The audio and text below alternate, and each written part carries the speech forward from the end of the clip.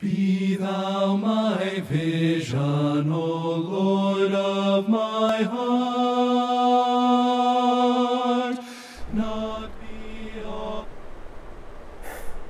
Hey guys, Q&A time with Pastor Jim again, and I read a news article this week that just kind of floored me. It was on a new chaplain for Harvard University, and the dude's an atheist. Yeah, that's what I said. An atheist. Now, how in the world can you have an atheist chaplain? You know, I thought that the whole purpose of a chaplain was to help people get to know God and counsel them on the things of God. But, you know, this guy doesn't even believe that there is a God, and now he's a chaplain. So, how does that work?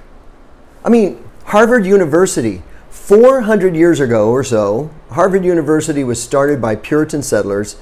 And now they've got an atheist chaplain that doesn't even believe in God. The chaplain's name, his name is Greg Epstein. He's 44 years old, and he was born into a Jewish family. He grew up in a religious background, but somewhere along the line he rejected God. And he authored a book called Good Without God, What a Billion Non-Religious People Do Believe.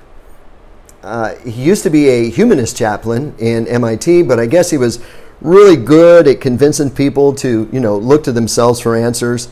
And so he ended up getting appointed as the head chaplain in Harvard. And you have to ask yourself, how does a college who was started by the Puritans in order to educate preachers and other ministry workers, that's why they were started, how do they end up where they are now? How does a school like that end up with a guy who doesn't even believe in God? And they call him a chaplain.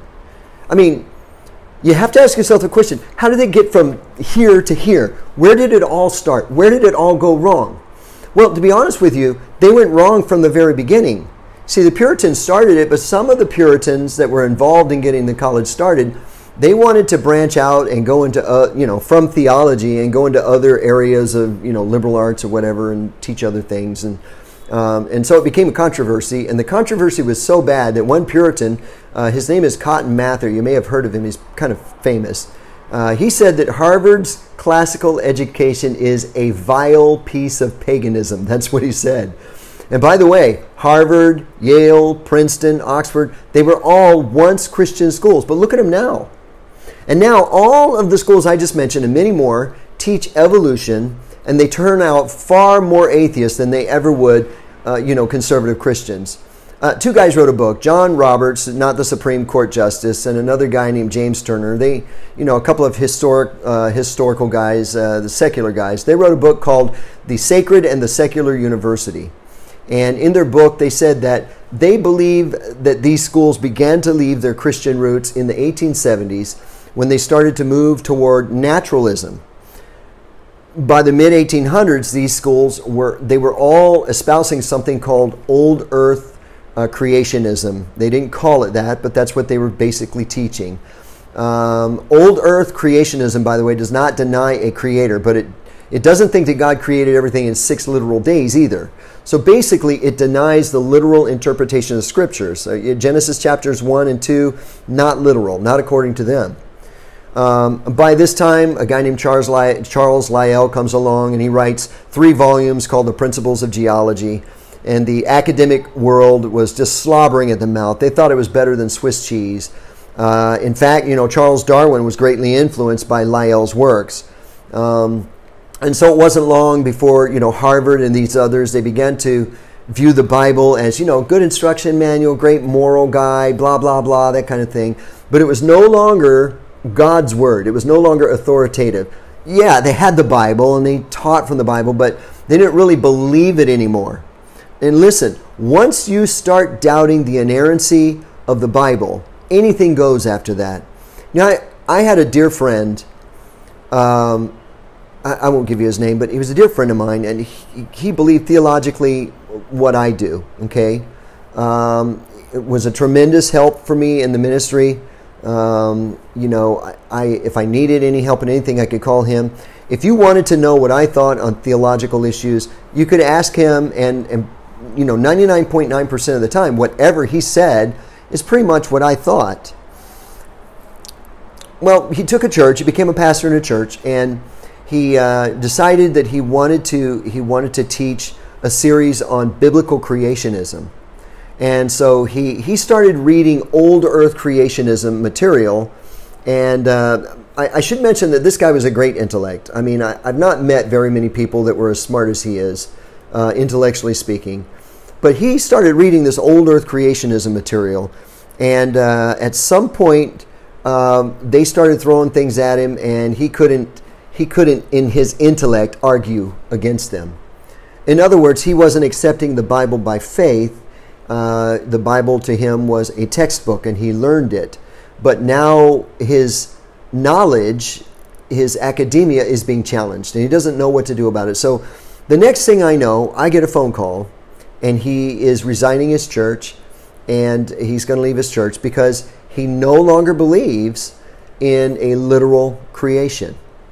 And it really broke my heart. I mean, it was the saddest thing. And I talked to him a few times after that.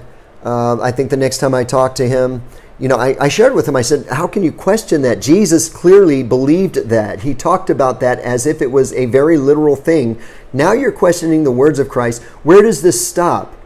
He said, I know what this implies. I know what this means. I just don't know what to do. I can't fight against this.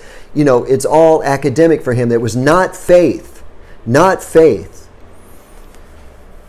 Well, here we are years later. He's no longer in the ministry. He's got a secular job. He's a nice guy. He really is. But we can't really talk about anything anymore. We really can't. Because now he no longer even believes that God exists. Now, how do you get there from here, right? Well, you start compromising your beliefs little by little. You start accepting things little by little. And then you wake up one morning and realize, you know what? I don't believe the Bible anymore. I had another friend who did the same thing. He worked for me in my school. Hard worker, good teacher. I don't know why he did this, but he decided he was going to start looking into New Age material. And he started looking into New Age material. And the next thing I know, he's a New Ager. And he's on Facebook praising Lord Maitreya for whatever. Well, I got on there and rebuked him strongly. He wasn't teaching in my school anymore. This is several years after he left our school. But nevertheless, I rebuked him strongly, for what he was doing. Lo and behold, he unfriended me. I don't know, if somebody unfriends me, that really doesn't break my heart. It doesn't hurt me. I don't think that technology is that big of a deal. So I don't really think Facebook friends are real friends, I mean, some of my Facebook friends are real friends, but most of them are just people I know. So it doesn't break my heart if you don't like my opinion and you unfriend me. So go ahead, give it a shot. See how much I cry, okay? I'll let you know in my next video how much my heart is broken, all right? So anyway, the bottom line is this. This is where Harvard started. This is where they are now. And the reason why is because they got away from placing their faith in the literal interpretation of the reality and the truth of the Scriptures. And now they're not Christian by any means. And they've got a chaplain, oh, and I hate to say the word, who is an atheist. Wow.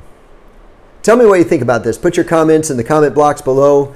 I'd like to get about 1,000 subscribers so that I can tell YouTube what kind of ads I actually want.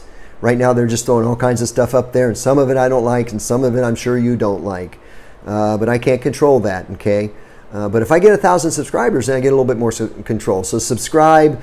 Ask your buddies to subscribe. Ask your parents to subscribe. Ask your dog to subscribe. I don't care. Just get me over 1,000 so I can get rid of some of these ads, which are really offensive to me from my faith. You know what I'm saying? I'd like to be able to get rid of that stuff, so help me with that. Again, I want to wrap it up by saying this. I hope that you have the peace of God in your heart, and I hope that this week you've been walking in the reality of God's presence. God bless you, and have a great day.